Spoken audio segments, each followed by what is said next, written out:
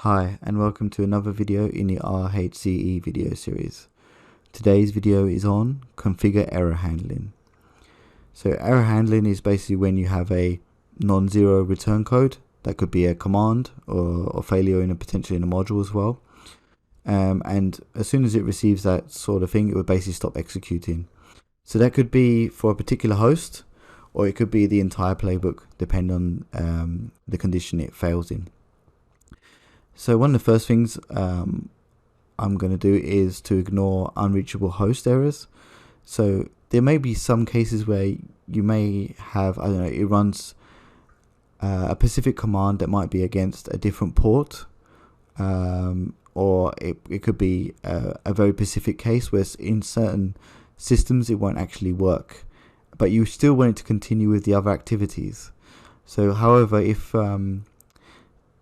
if we do see that on Ansible, so as soon as it sees an unreachable, it basically fails that host and does not continue on doing any execution on that host.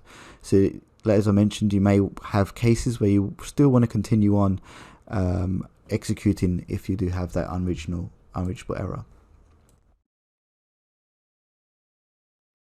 Okay, so if I open up my HTTPD YAML file from a while back, so currently we've got, I think, 3 hosts in my inventory file. Yeah, 3 hosts. One of them is actually real. And for instance, you may want it to still attempt to try on client 2 and 3 with those commands, even though they may not actually work with the first command. So if I go into this Vim, we've got 2 tasks here. One of them's to install Apache and the other one's to check the service status. So potentially, say that it doesn't work, we would get a failure at this point, especially because we've got not gathering facts. So we would then not do this check and just complete at the end. So let's run it without the command first to see what the action is. So Ansible playbook -I inventory and HTTPD. Okay, so we've got an unreachable. Fine. Right, as you can see here, we've got an unreachable for the client 2 and client 3. And we can see only the check service data happened for client 1. So let's change this behavior. Let's go back in Vim, add a new line, and ignore unreachable. Yes. And we can wait for this command to complete, and we should see a slight difference in the behavior. So you can actually run that ignore unreachable at the playbook level as well as at the individual task. So you could have it ignore that for that particular task and still run against all the clients it's picked up in inventory. So you can see that in some cases it might be useful. But yeah, it's not something I use very often, to be perfectly honest. Because generally, if it's not unavailable, then you don't want it to run the commands over and over again, because you can see it doesn't really impact the execution very much. But you can see we've got 2 unreachables now rather than 1, and you can see the tech service status actually tried again. So it can be in some cases a potentially useful thing. The next one I want to run is to ignore a failed command. So let's add a new task in here, and we call it false. Let's call it failed command. It's something very useful, and it's actually going to execute Ansible dot built-in dot command and then /bin /false. So we're going to get failure, right? Okay, so we can right quit. Let's run this and see what happens. We got a fatal, and it will continue on, but as you can see here, again, we've got two things running here. So we've got the unreachables for 3 commands, and we've got a failed for 1, and it's completely stopped. So it's not actually tried to do any of the other commands due to this. So we make a couple of changes in this command, into the script. So one is to, let's ignore the, remove the ignore unreachable, because we no longer need that. And for this, to allow this to continue to run on, we want to actually add a new line here, and we can just say ignore.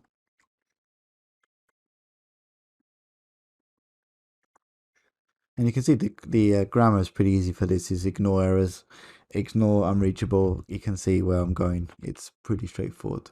So let's run this again, and we should get a pretty nice clean run. We've got an ignoring, and it looks like it's actually doing something now.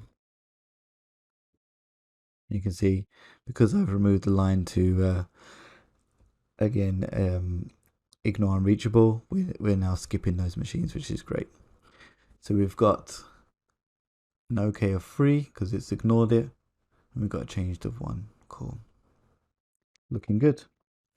Okay, so we can also now define failures. So we've got ignore errors, so that's fine. We can also define what's a failure in this case. So let's do, okay, so let's do another one. Just to create a new check. Let's check for the file HTTP config, and then we want to, for this instance, we want to make sure it's not there. Okay, so we're going to say, we're going to do an Ansible dot built-in dot command again, and let's do, let me see if it's,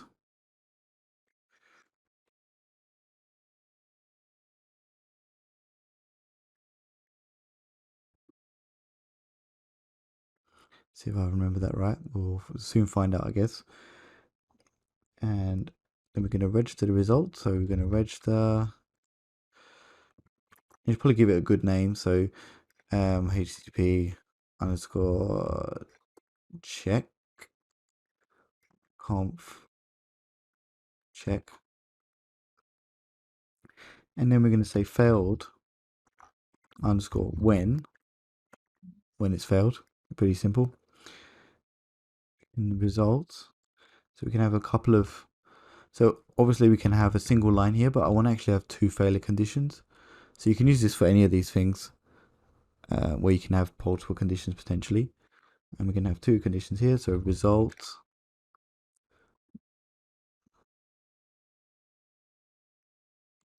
so that should be httpd underscore conf underscore check is exactly equal to 0. So it means there's no output. Or no such. If there's no such, because it might return that, the ls command, not in result dot, not in, no such, did I get the quotes right? Yep. In httpd underscore conf underscore check dot std out. So standard out. So we're going to check if the file's there or not. If it's not there, we're going to fail. If it is there, sorry, it's going to fail. So we failed when we see that it's there.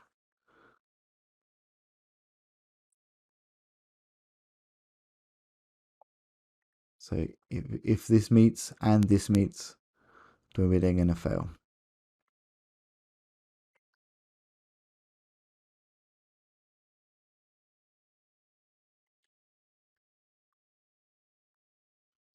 So let's run it and let's see what happens. Okay. So we've got it changed and it didn't fail. So I just went straight onto the client here and just double checked, and it looks like I've missed the slash conf. Hence why it's working quite happily. So let's go back into the file and fix it up.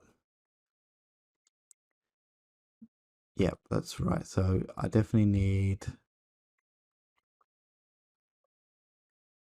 conf.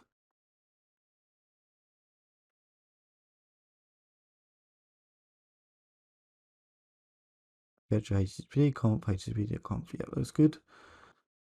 What I will do as well is just remove the stuff that takes the time. So I'm just going to remove these lines here with just a comment to get rid of them. That's what I've got here. So I'm looking for both, but I'm not getting the return code. So I need a .return code. Let's just try that again. So I've got the check for config, got the ls command, I'm registering it, and then I should do .rc for the return code to get the exactly 0, and that should be .standard out. Not in. Yep, that looks good. Let's give that a go. We've now got a failure. That looks a bit better. So we have client has failed. We can see the ls, and we have it basically the command is actually returning as a failure because we can see that the actual file's there. So if I went onto the system and just removed that file, we should then get a pass. So let's just do that for completeness. It's 10.02.8.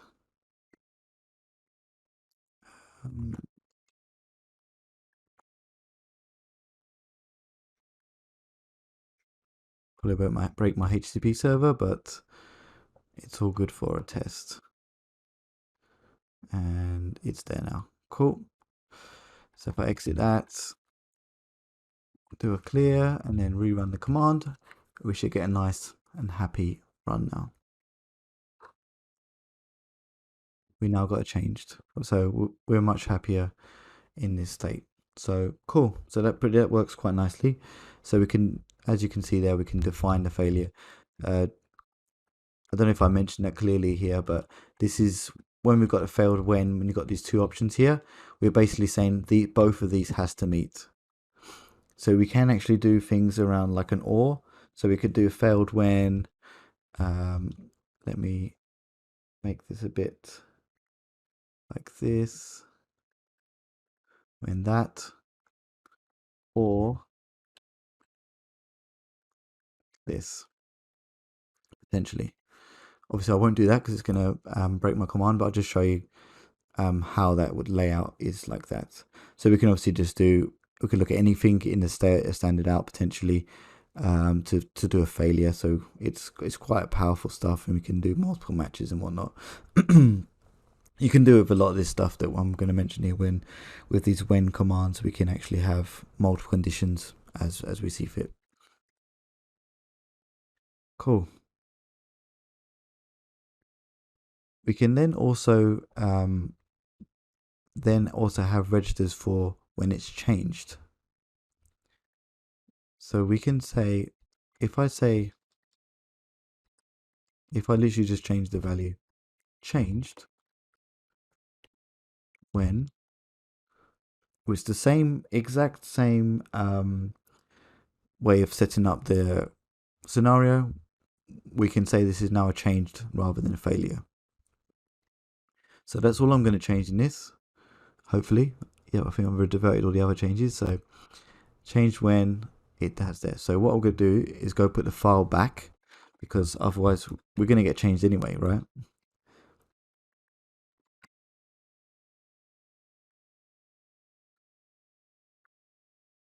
Okay, so we're going to move http://d.conf to etc. http://d.conf and directly into that root there. So now if we do the old ls command, it's now returning fine. Cool. So now that should be the original failure scenario. We will then rerun this command and see what happens.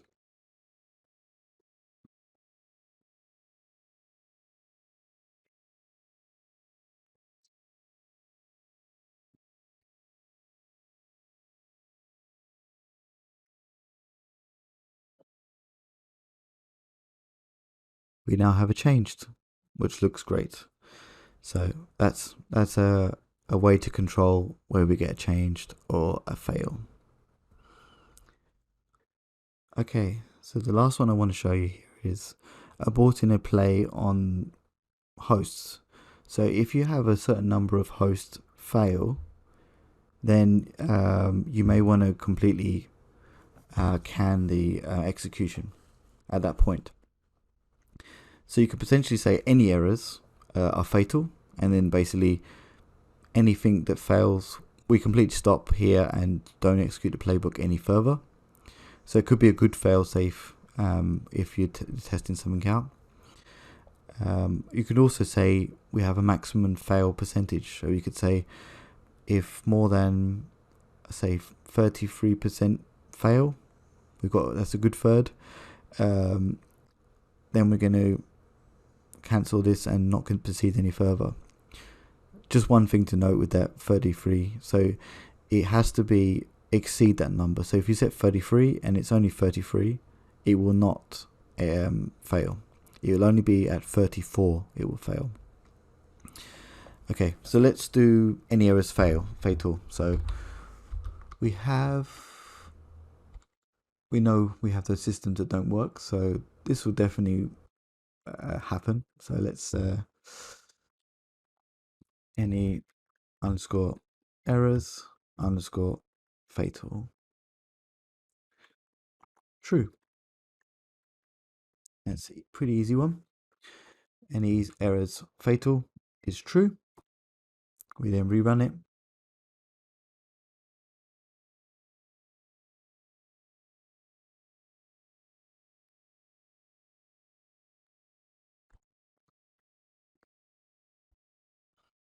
And it now says no more host left. So basically it's saying the ones that because we've had a fatal on some of those systems, we're going to completely stop the execution here. And the command that did run was the one that was the initial command essentially. We can also do a max fail. So rather than having this line here, we can have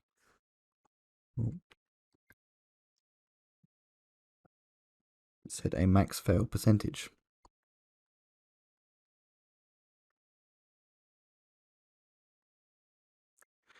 So let's set it at, so we've got 3 servers and 2 of them failing every time. So 66 would be, let's just set it to 70 to be not too precise. Otherwise it's going to be on the nose. But yeah, let's do 70% is the max fail percentage. We should pass for this run, and then I'll change it down to something below that and we should fail. So let's see how we go.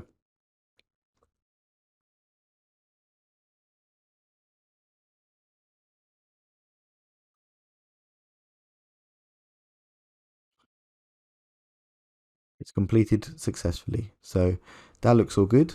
Now let's change that value. So let's set it to, say, 40. So we should definitely hit 40. We should see a no more host left. There's the 2 failures. So I added the serial of 1 to make sure it actually checks it properly, because it's doing running 3 at once, all 3 at once, and it's obviously completing stuff before it checks. So it may have to play around with the serial obviously being how many systems it will run at once. So it does the correct calculation. So I've changed it down to 1, so literally does it 1 at a time. And if we rerun the command now, we should have a bit of a better output. So it's going to run initially at probably the client 1, because strange enough, that's the first client on the list. So it's going to probably complete all the client 1 stuff, but it shouldn't go on to client 3. Yeah, that's exactly what's happened. So it's had a failure at client 2, and it's then decided not to continue on. So basically there's no client 3 in this list. So that's pretty much all I wanted to cover with the error handling. So yeah, it's mostly about ensuring that we handle them in the necessary way, and we don't also allow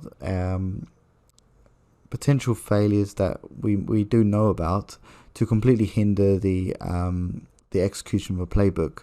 So we may in some cases want to ignore a specific error on a very specific command. We may also want to ignore unreachable hosts.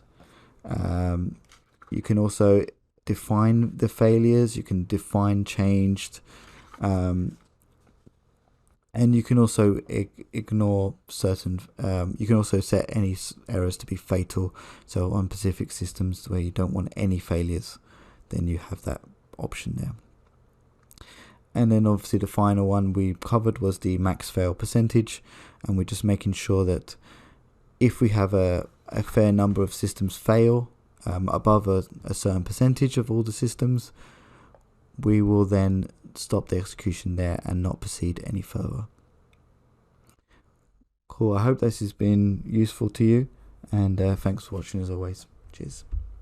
Right now I've just popped up on the screen my TeePublic page. That's for any kind of CSG merch, if that's anything you're interested in. Got my Ko-fi page for any kind donations, if that's something you're interested in. Yep, and also just the details of my Discord server. So that's the best place to ask questions. Also, we've got, obviously, you can ask questions in the comments and I'll try and help out where I can.